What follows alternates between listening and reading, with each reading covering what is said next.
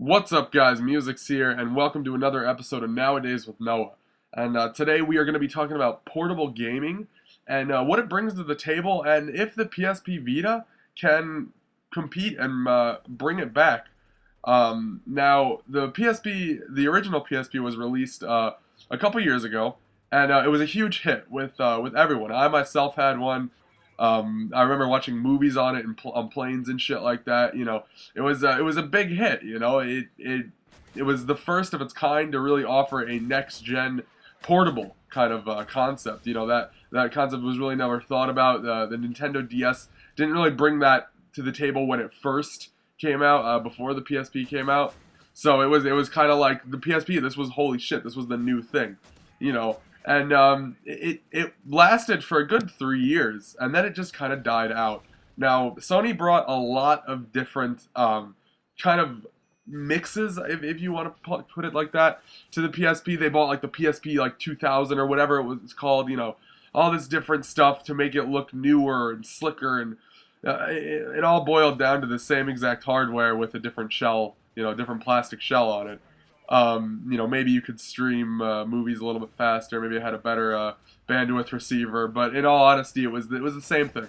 So Sony's attempts at that really kind of failed. And another problem that I remember having with the Sony, with the PSP, was that it didn't have that many good games. Now, that's not to say there were good games. I know I'm going to get a lot of comments telling me games that were good, and trust me, I probably played them, and I'm sure they thought they were good, but the majority of games for the PSP were not good. They were random-ass golf games or, anime games from Japan that no one's ever heard of.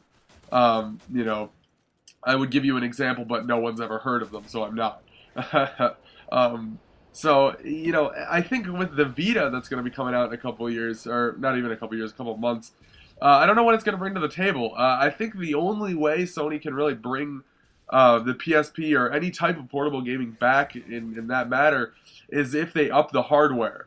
And how much they up the hardware, I don't know. I think a lot of people would like it if they upped the FPS and the overall, like I said, hardware of the game and stuff like that. And one of the problems I have is they're adding all this stuff that really isn't going to be needed for normal everyday games. Like you have the back pad touchpad thing, and you have the front the touchscreen. Which the front touchscreen I get, that makes sense to me. You have the iPad and all that stuff like that, and everything needs to be touching now. But the back thing, that's a little like what the fuck. It's new, and it's definitely been I've never seen anything like that. But again, it's still very how many games other than mediocre arcade games are you going to make that are going to accommodate that?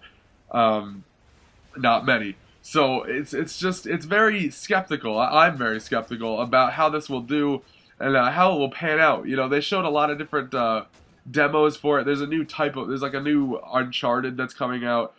Now, when PSP was big, there was a lot of random add-ons to famous games. One of them that I remember in particular was the Grand Theft Auto games that were add-ons. You had Vice City Stories and Liberty City Stories.